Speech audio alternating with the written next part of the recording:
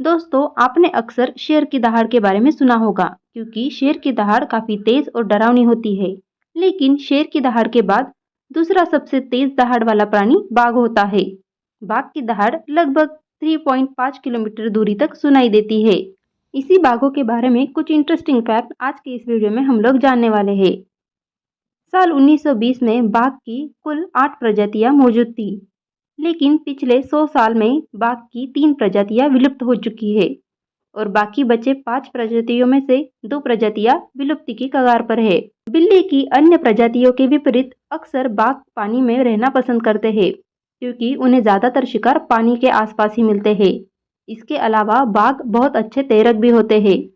Sumatra में पाए जाने वाले बाघ के पैरों में एक जाल बना होता है, जिसकी वजह से वहां के बाघ अच्छे तैरक माने जाते हैं। भारत और बांग्लादेश में पाए जाने वाले बंगाल टाइगर की संख्या भारत में सबसे अधिक है। भारत दुनिया भर के 70% बाघों का घर है। साल 2021 में भारत में बाघों की संख्या लगभग 2,967 थी। वहीं मध्य प्रदेश में सबसे ज्यादा बाघ है।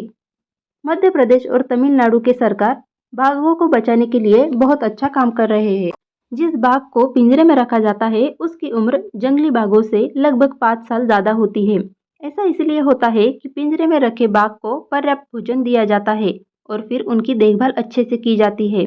लेकिन जंगली बाघों को कई बार भूखे रहना पड़ता है और अगर कोई बीमारी हो जाए तो उसमें अक्सर बाघ मर जाते हैं। एक बाघ भरपेट खाना खाने के बाद 30 घंटे तक आराम से रह सकता है। इसलिए भोजन के बाद बाघ अक्सर सोना पसंद करते हैं।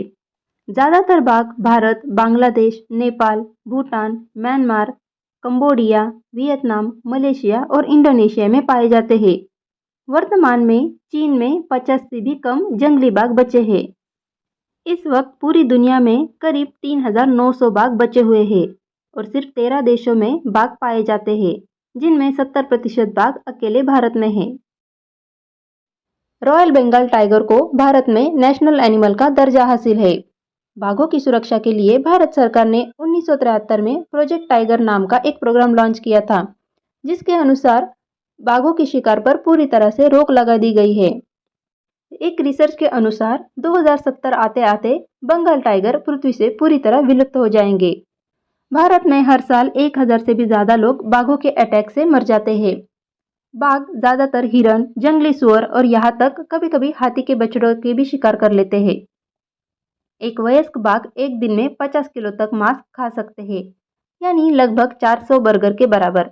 बाघ लगभग 60 किलोमीटर प्रति घंटे की रफ्तार से दौड़ सकता है और इनकी पहचान त्वचा पर बने काले लाइन से की जाती है। बाघ बहुत ही कम दहाड़ते हुए दिखाई देते हैं क्योंकि अपने झुंड में वे शांत ही रहते हैं।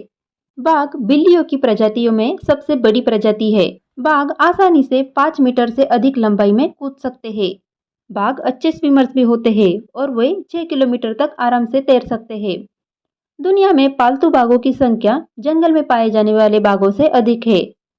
बाघ के बच्चे जब 2 साल के होते हैं तो वो अपनी माँ से अलग रहने लगते हैं।